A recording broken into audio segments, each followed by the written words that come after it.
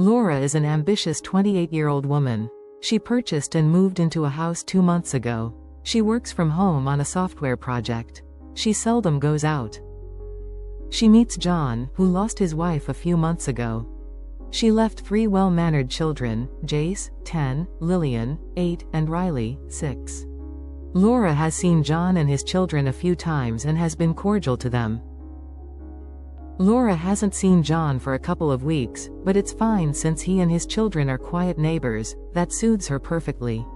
She needs provisions, so she stops working to go to the supermarket. Opening her door, keys in hand, she locks the door. John has just exited his vehicle. She looks at him, his face looks ashen. She says, "Hello, John. How are you?" "I'm okay. How are you?" "I'm fine. The children are in school at this hour, I suppose. I haven't seen them for a few days." Smiling, she said, "I seldom go out, but I miss seeing them. Please give them my regards." He smiles and says, "Laura, I want to discuss a matter of great importance with you, if you have a chance." Laura smiles and says, "I'm not in a hurry. Do you want me to come over?" Looking at John, she says, "I'm coming." John says, "Laura, we don't know each other that well, but I'm a good judge of character. You are a good person." Laura looks at John, but apparently, he cannot find the words needed to communicate his needs to Laura. She asks, "How can I help you?" "I'm dying," he says without hesitation. "I have stage 4 lung cancer." Smiling hesitantly, he says, "I don't smoke, but it is what it is." Laura let him talk while she listens. "Excuse me," he says, disappears, and reappears with a folder in hand. "I don't have a family. I grew up in an orphanage. The person I was close to in the orphanage, I married her, therefore, I have no one else. My children," John says while holding his head with both hands. Laura takes his hand to comfort him. He continues, "I carefully thought about it. I don't have a family or close friends to trust with my children. I didn't want them to go to an orphanage as I did, nor to be placed in a foster home to wait for adoption, which may never happen, or go from home to home. Besides, I don't want my children to be separated." He bends his neck down and gives an overwhelming sigh, as if hurt inwardly. He says, "Even before I spoke to you, I asked my lawyer to draw the documents for me and make you, my loving and cherished children's parent, not a foster parent." Laura looks at him, confused. She cannot let John see her confusion, but why does he deliberately choose her? Someone he has hardly known. After a moment, he says, "I cogitated about the burden I would put on you if you had chosen to accept my supplication. You are young and single. Placing this tremendous burden on your shoulders is not fair to you, I know." Laura keeps listening. "However, if you cannot adopt the children, that will sadden me immensely, but I'll understand." Tears well in Laura's eyes anew as she processes John's devastating words. He is dying, and he wants Laura to adopt his children. Not 1 child, but 3 children. What about her work and her private life? It means that she has to give up what matters to her to care for the children. Is she that altruistic as to dedicate her life to unknown individuals? What if she wants to get married in the future? Which man will marry her with children who are not his, and not even hers? Shall she abandon herself and her life for the children? Tears run down her face, but she quickly wipes them off. John says, "We've casually greeted at times, but I don't know about this, John. It's an overwhelming responsibility you're placing on my shoulders." He closes his eyes as if broken inside. Laura says, "It's an unplanned trajectory. Now you are deviating me from my path and putting me on an uncharted course." She takes a deep breath, steadying her voice. "However, I am willing to help. If this is what you truly want. I promise to do everything I can to make the children feel loved, safe, secure, and happy." John looks at her with gratitude. The worries and the weight he felt are slightly alleviated as he realizes the sincerity of her words. John nods slowly, the severity of the moment settling in. John is dying, leaving his precious children at the mercy of a woman who is not related to them. Tears stream down his cheeks. "It's okay, John. The children will be fine under my care. I will make sure they are happy and want for nothing. I will care for them as if they were biologically mine. I just want them to have stability, especially in such uncertain times, he replies, his voice trembling as if each word requires immense effort. I need someone who can step in and love them as I would, as their mother would. I trust that you will love them with all of you. We will figure out a way to ensure they feel loved and cared for, just as you wished.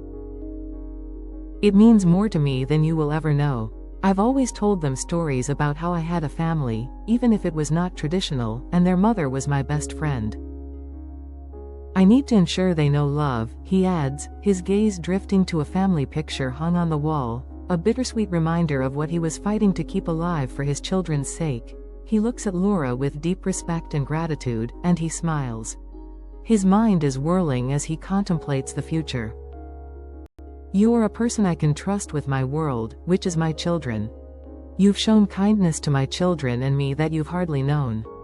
For that, I thank you. Laura nods, her heart swelling with compassion for the man before her as he spills his heart to her in appreciation. No emphatic words can properly express my deepest gratitude. Even Riley will remember you. John wipes a tear from his cheek and nods. His voice was barely above a whisper as he replied, they deserve that chance, Laura.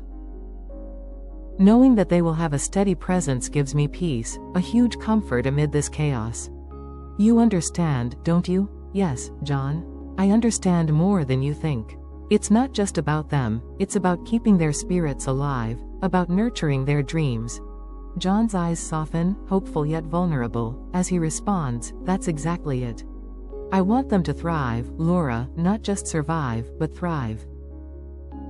Laura smiles as he holds both his hands and says, you're not alone in this fight. She reassures him, together, we can create a legacy of love for those children.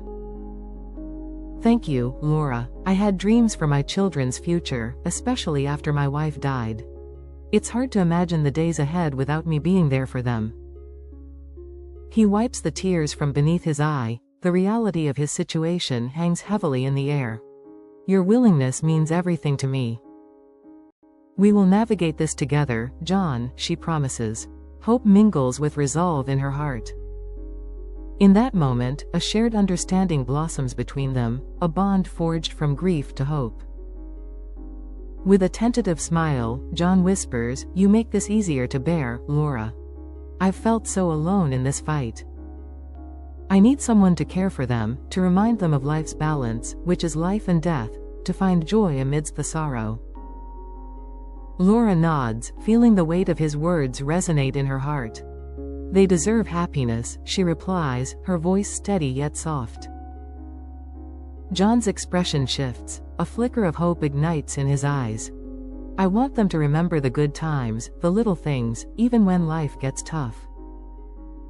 He leans back, exhaling heavily, as if shedding a burden he has carried alone for far too long. Knowing you're willing to help gives me strength. We can start by honoring the memories they have of you, John, she suggests, her mind racing with possibilities. Maybe you and the children could create a scrapbook with photos of you and their mother, and stories about happier times.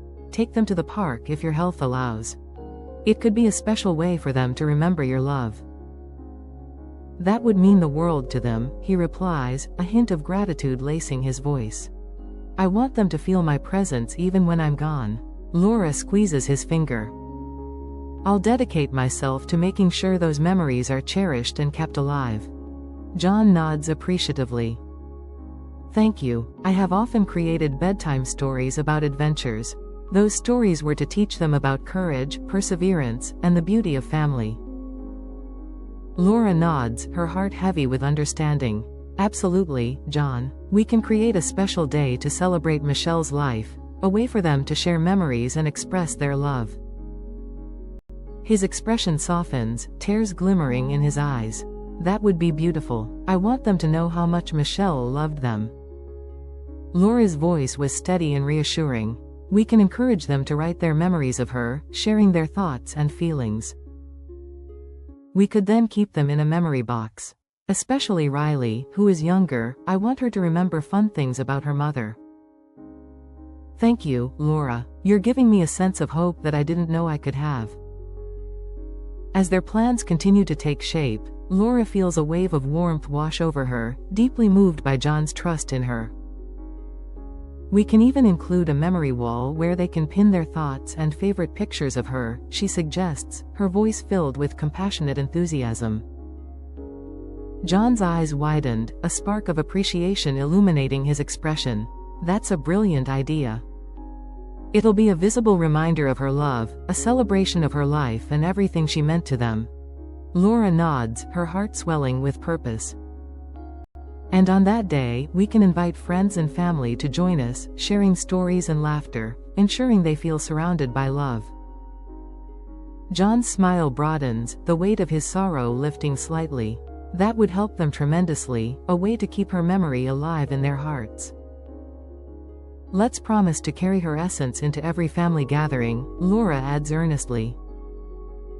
Her memories will be treasures that can guide the children in their journey forward. They sat together, hearts intertwined and hope blossoming, ready to create a legacy that symbolizes love, resilience, and the unbreakable bond of family. As they approach the end of their conversation, the room fills with a tender silence, and both are filled with a sense of purpose and gratitude. Laura looks at John and says, "Together, we can create a foundation that nourishes your children's spirits, allowing them to thrive even in your absence." John nods slowly, his eyes misty yet shining with appreciation. "Thank you, Laura. Knowing that they will grow up surrounded by love and understanding is the greatest gift I could ask for." With their plans firmly woven together, they both feel a renewed sense of hope and direction, understanding that the journey ahead will be abounding with laughter, warmth, and the shared commitment to keeping the legacy of love alive. As the evening sun streams through the windows, casting a warm glow around them, Laura feels a surge of hope enveloping the room. "John, let's not limit ourselves. Every moment we create can be an opportunity for the children to learn, grow, and find joy in life," she says, her determination palpable.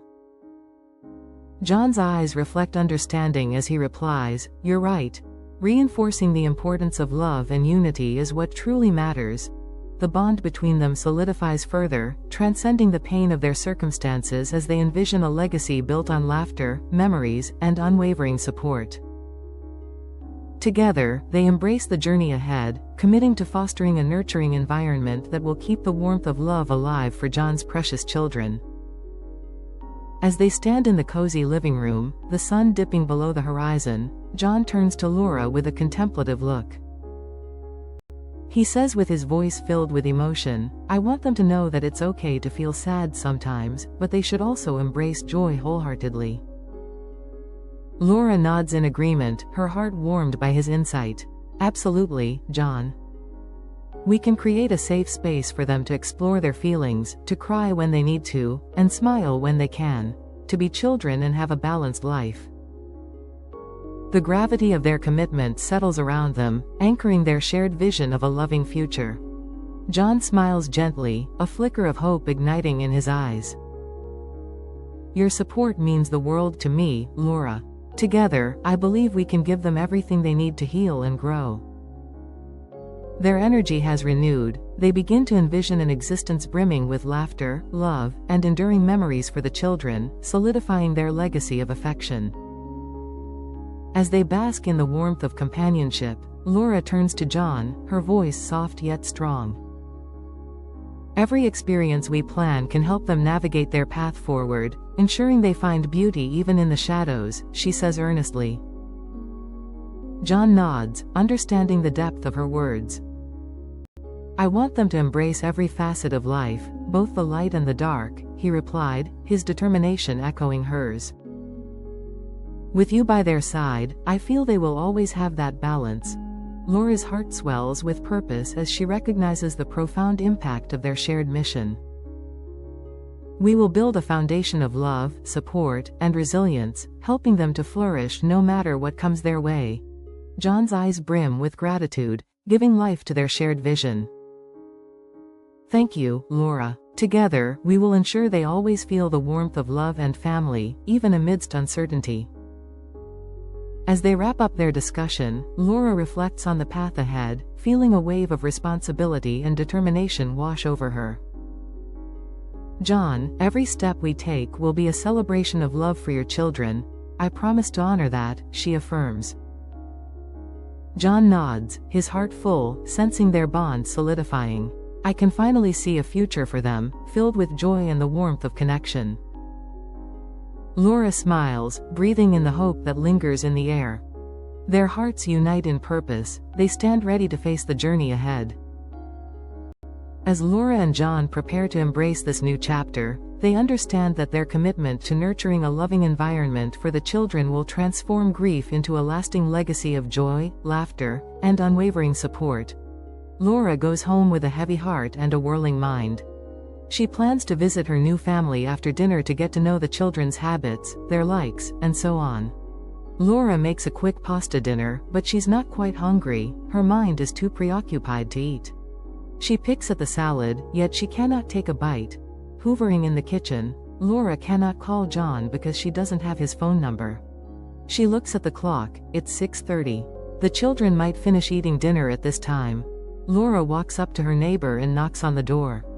John opens it with a smile. Welcome, Laura. Jace, the 10-year-old, smiles at her, and the other children wave.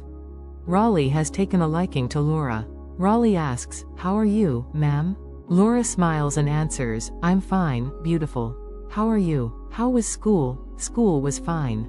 I have a star again because I scored 100 on my math today. Wow. I'm so proud of you.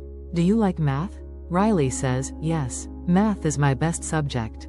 John smiles. Riley continues, I like science. I want to be a scientist when I grow up. Okay. What type of scientist do you want to be? Riley says quickly, I want to study physical science. Laura smiles. At Riley's age, most children want to watch cartoons, but she wants to be a physicist. Laura says, wow, I'm rooting for you. What about you, ma'am? What do you do? Laura replies, I'm a software developer. Riley touches Laura's face and says, ma'am, I like you. John smiles. Riley asks, are you going to be my new mom? Jace, who has been sitting near them, calls, Riley. Miss Laura is our neighbor, not our mother. Don't be silly, Jay. I know, Riley replies. John smiles. Riley is smart beyond her age. She knows what she says and wants what she wants. She says, I still want Miss Laura to be my new mom. Jace says, we had a mom, she's gone. Yes. Mom is gone. But Jay, I'm not a baby. I saw when they put her coffin in the hole. Dad says she's not coming back, she's in a better place. John says, come to me, children. All three of the children sit on the sofa next to their father. Laura sits in the love seat. John takes Jace's hand to bring him closer. John says, I have an important subject I want to discuss with you, I don't want to delay. Lillian looks at her father in wonder. Laura wants to give him privacy while he speaks to his children. She says, I'll see you tomorrow, John. Children, take care. Laura, please stay with us. What I am about to say concerns you, too. I want the children to know, and I need your help. She agrees and sits back down. John embraces himself so as not to worry the children too much. He begins, Jace, Lillian, Raleigh, you were heartbroken when your mom passed. Therefore, I want you to be aware that I will not be with you for too long. I will be joining your mother. Smiling, he says, fortunately, I have enough time to create a long-lasting memory with you. Jace says, Dad, what about us? He starts crying. Laura moves quickly and kneels in front of him. You will not be alone. I will be there with you all the way. Please, stop crying. Everything will be fine. John says, Miss Laura will be in charge of you and your education. Tomorrow, we will go to finalize everything that concerns your well-being. Jace looks at Laura and says, maybe after Dad is gone, you will leave us, too. Laura smiles and says, I will be with you for a long time. Besides, who will bury me? Jace, life is what it is. We have to always prepare ourselves for what may come. That's what your dad is doing. Jace asks with his voice full of anguish, what's wrong with you, Dad? I have lung cancer. My doctor says the chances of recovery don't look too promising. John says this without using medical terms to confuse them. Jace looks at Laura and says, but Dad, Miss Laura doesn't have children. Do you think she can take care of us? I know she can. All caring needs is love. She loves you and will take good care of you. All of them get up and hold on to each other. Laura's life is on hold. As Laura and John have promised each other to create fun times with the children, they take photos, create videos, and make scrapbooks to remember their father. However, as the weeks pass, John grows weaker. The children have noticed the changes, too. His oncologist says it's a 50-50 chance that the chemotherapy will work. John takes the chance. His physical body has deteriorated in just a couple of weeks due to the chemotherapy. At this time, he can hardly get up by himself. Laura stays with him at his house to take care of him and the children. She goes to his appointments with him and listens to what's going on. His oncologist does his best for him, but in the end, John is put in hospice care. A week later, he passed away. The children were inconsolable, especially Jace, who is older and knows the implications of another parent's death. Laura reassures him that they will be okay. Before John had become bedridden, he had made all the arrangements for his funeral. Laura had assisted him. A few days after the funeral, Laura takes full charge of the household. To occupy the children's time, she takes Jace to his soccer practices, Lillian to her piano lessons, and enrolls Raleigh in ballet classes. She's been very good with the children and feels like they are hers. She goes one evening to soccer practice. Jace has scored. She screams, "That's my boy. Go, baby." Hearing Laura's enthusiastic voice and exclaiming, "That's my boy," Jace runs to her and kisses her. He says, "Did you see that, Mom? I've scored." Kissing his head, she says, "Yes, honey. I'm so proud of you. Go. They are waiting for you." The next day, Laura is at John's house, wondering what to do with her own, because his house was larger than hers, and she needs funds for the children's upkeep. Laura picks up the phone and calls Redfin to see the house and to put it on the market. As she's answering some questions, the doorbell rings. She says, "Excuse me. I'll call you back." Opening the door, a man introduces himself to Laura as David William, the lawyer John had mentioned. David carries a brown briefcase with a few scratches. She invites him into the living room.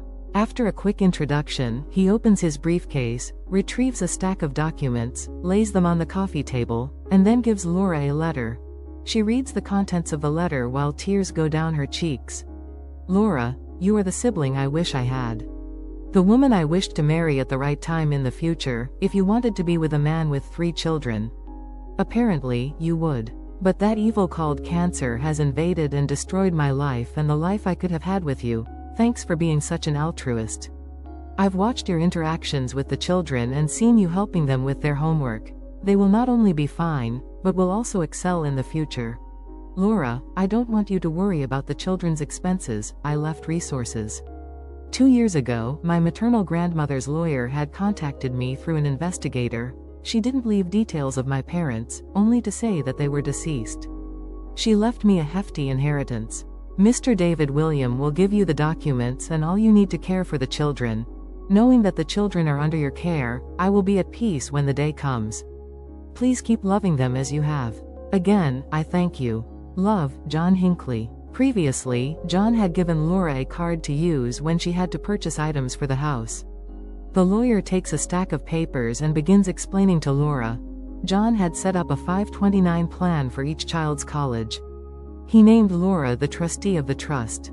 David gives her the bank information, the insurance policies that John and Michelle had been paying for 14 years, and his estate documents. He had purchased the house and paid it in full. All the documents are lying on the table. "Do you want me to go over them with you?" William asks. "No, thanks. I'm fine. I'll look at them before the children return home." As William closes his briefcase, he smiles and says, "If you need anything else, please call. I will be glad to help you." Laura smiles and says, "I thank you very much for your kindness. I'll be going now. Please take care." Laura walks with him to the door, then returns and sits down, with her mind full of thoughts. She has been about to put her house on the market to take care of the children, keeping her promise to John. But all he had wanted was to watch over his children. About 2 months later, Laura's house is sold to a family of 4. After the soccer game, because of Jace, the children no longer call her Miss Laura but Mom. She receives the title with pride and joy because it's the best way she feels honored. They have a special day a month to celebrate Michelle and John's life. One evening, Laura says to Riley, "I didn't know your mom, Michelle. Can you tell me what you remember about her?" Riley smiles broadly and says, "Oka. Mommy was as pretty as you. I remember her dimples, but one was deeper than the other." She thinks for a moment and says, "The left dimple was deeper, right, Lily?" Both Lillian and Jace nod in agreement. Mommy loved kissing and saying, "I love you, Munchkin." Riley says, "I miss my mom and dad sometimes." Jace says, "I remember story nights. I would have missed them a lot if I weren't so busy." Lillian says, "I miss their voices and dad singing. Dad sometimes sang off key, it was an eardrum scourge, I would say." All of them laugh, even Laura. Lillian says, "But my music teacher would say, cacophonous." Laura has thought that things would be hard caring for the children, but they help with the house chores. Even Riley helps. Laura has created a routine for the children. Everyone sleeps at 8:30 and wakes up at 7, gets ready for school, and comes down for breakfast. She tidies up and takes the children to school. When she returns home, she works until it's time to get the children.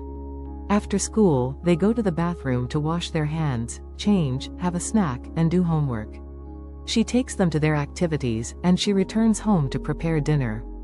Each Mother's Day, the children give Laura a card they create themselves.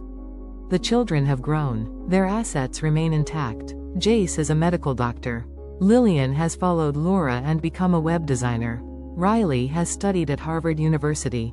Laura is in her 50s, standing in front of a wall of her children's achievements, each child's photos, ballet and piano recitals, soccer, junior high school, and college graduation certificates. Tears run down Laura's face. Walking in front of Michelle and John's wedding photograph, she says, "John, I miss you. The children miss you, too. I wish you were here to see your children flourish. Our Riley is a big scientist, as she wanted to be. I thought it was a passing fantasy, but she is a scientist working for NASA. I am so proud of them. I know you would be, too. I hope I haven't disappointed you in any way. Had I had children, I don't believe I would love them more." Jace is a wonderful young man. He told me once that I sacrificed my life for them because I never got married. I didn't want anyone to enter our lives and mistreat the children. Lillian is marrying the love of her life next month, and Jace will marry a beautiful girl a week after, because they have planned to go on their honeymoon together. It's weird, huh? This coming week, we'll have a family weekend together. Even busy Riley will be here. I haven't discussed their inheritance. It's about time that I give it to them.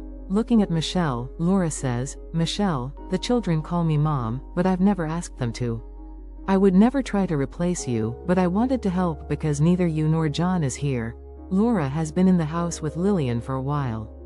Jace, as a doctor, has taken a job outside the city because it's been more beneficial.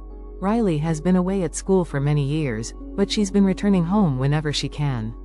Now employed, Laura hopes Riley starts dating. Lillian is moving out of the house. Laura will be alone. She sighs. Lillian comes down the stairs and watches Laura, who is profoundly in thought. Mom. Laura's tears are still streaming down her face. "Mom, what's wrong?" Lillian runs the remaining few steps and embraces Laura. Riley looks her mother in the eyes and asks, "You are crying. What's wrong, Mom?" Laura smiles and says, "I'm so proud of all of you. You make me so happy to see you have grown and are about to get married. I'll be a grandmother very soon. Maybe, by this time next year. Mom, I love you so much. You've made life so much easier for us, but how did you do this for people you didn't even know?" Laura smiles and says, "If life has given me a set of children just like you, I will do it again and again." Lillian hugs her tighter. Veterans Day weekend, Saturday night, after dinner, Laura sits the children down and starts talking to them about John, and then, she says, "Please give me a moment." Laura returns with an expanding file folder and puts it on the dining table. She smiles and says, "Let's get to business." The children look at one another as they listen to Laura. She pulls out Jace's folder and explains what his father had left for him and what she has done with his inheritance. Jace is in shock. He gets up and hugs Laura's neck. She gives Lillian hers and explains, and Riley hers. "I believe in you. It took so long to give you your inheritance because I wanted you to mature before I laid such a responsibility on your shoulders. I've always been proud of you. Please don't disappoint me. I don't know what you want to do with this house after Lillian's wedding.